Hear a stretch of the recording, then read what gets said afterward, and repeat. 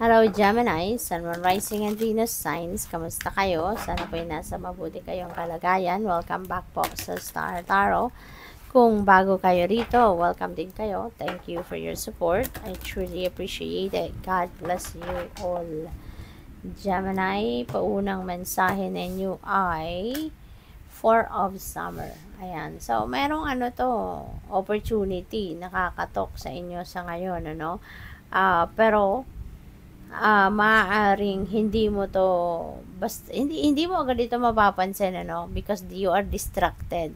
Maaaring meron kang ibang pinagkakaabalahan, pero hindi naman yun importante, parang ganoon, parang hindi ito importante masyado para sa iyo, pero maaaring for now yun ang pinagkakaabalahan mo. Kaya heads up ito para sa iyo, kasi sayang naman baka yung opportunity na dadating sa iyo, baka ito yung talagang dapat ninyong pagtuunan ng pansin sa ngayon. Ito yung dapat na pagbuhusan ninyo ng panahon, kaya ayan, this is a heads up para sa iyo. Okay? Para mapansin mo, kapag dumating ang opportunity na ito. The Lovers, magandang energy ito pagdating sa relationships, romantic relationships. Baka ang iba sa inyo rito, baka mamimit nyo na yung inyong love interest na pwedeng this is your twin flame, pwedeng ito na yung soulmate ninyo, pwedeng ito na yung eternal love ninyo, yung ganon, pwede rin ang iba sa inyo rito will enter a new love and romantic relationship kung single pa kayo. Pwede rin na ang iba sa inyo rito is going to level up your commitment na. Baka kayo ay mag-aasawa na. Baka kayo ay magsasama na, ng kung sino man dito. Baka yung jowa ninyo, baka uusap na kayo na tara, magsama na tayo sa isang bubong, di ba? Let's live together. Or magsimula na tayong mag-anak, let's build our family, So, pwedeng may mga ganon ang ganap. Kaya, decision making din ito, kaya maaring along those lines, ang pagdedesisyon na ninyo sa ngayon.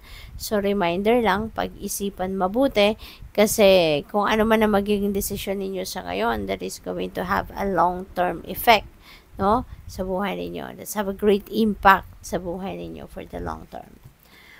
We have Hermit. Ayan, maybe you are dealing with a Virgo, kasi si Hermit is Virgo energy, or pwede rin naman na hindi. Pwede rin naman na lang ito sa inyo, may Virgo placements lang din kayo sa inyong chart. So, pwedeng ganun ang ganap. But this is also a reminder for you na this is a time for contemplation. This is a time for retreat. This is a time for going deep within you. Panahon ito para kayo ay magnilay-nilay at magmuni-muni. Okay? Kasi for various reasons, pwedeng meron kayong kailangang pagdesisyonan. So, in order for you to clear your mind, diba? Magkaroon kayo ng concentration and focus, kailangan ninyo na mag-isip-isip. Diba? In order for you to gain clarity, in order for you to have a clear direction, so kailangan ninyo mag-isip-isip. So, pwedeng mga ganon ang ganap dyan. Okay? So, what else? We have 6 of Spring. Ayan. So, this is victory energy. Okay, Gemini?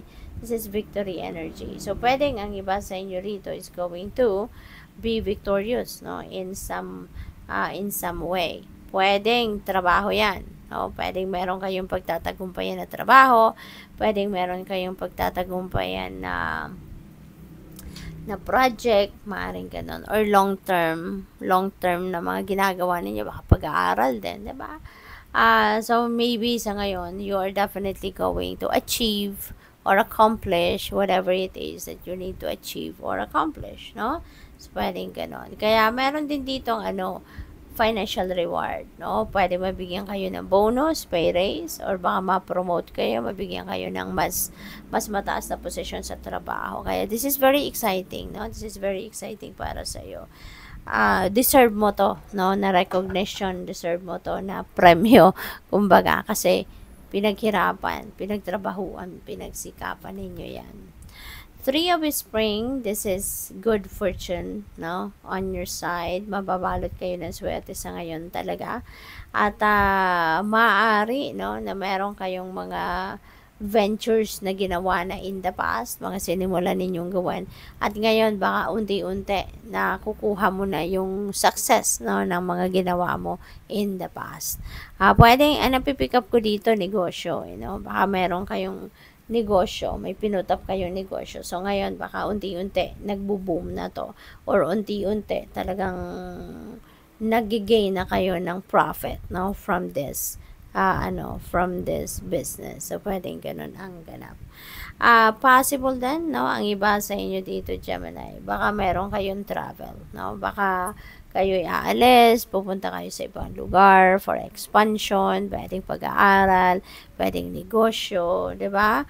Or baka, ang iba sa inyo, baka may international or may overseas job opportunity. Baka yon ang travel na gagawin ninyo, no? So, pwedeng ganon din ang ganap.